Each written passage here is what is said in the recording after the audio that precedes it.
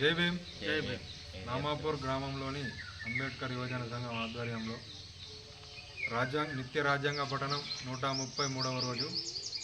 Article 169 రాష్ట్రాలలో శాసన పరిషత్తును రద్దు చేయుట లేదా ఏర్పరచడం. 1. ఆర్టికల్ 168వ ఏమీ ఉన్నప్పటికీ పార్లమెంటు శాసనం చేయుట ద్వారా శాసన పరిషత్తు ఉన్న రాష్ట్రంలో అట్టి పరిషత్తును రద్దు చేయవచ్చును. అట్టి పరిషత్తు లేని రాష్ట్రంలో అట్టి పరిషత్తును ఏర్పరచవచ్చును.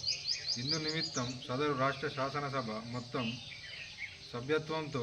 సభ్యత్వంలో అధిక సంఖ్యాకుల చేతన హాజరై ఓటు వేయు సభ్యులలో 3/2 తక్కువ కాని సభ్యులచే తీర్మానము ఆమోదింపజేసి ఉండవలెను. 2. క్లాజు 1లో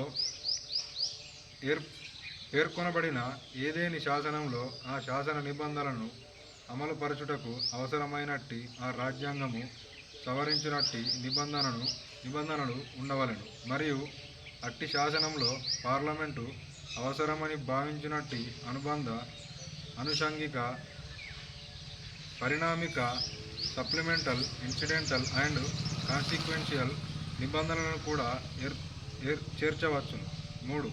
పైన పేర్కొనినట్టి ఏదేని శాసనం 368వ ఆర్టికల్ ప్రయోజనముల నిమిత్తము రాజ్యాంగ సవరణగా పరిగణించరాదు.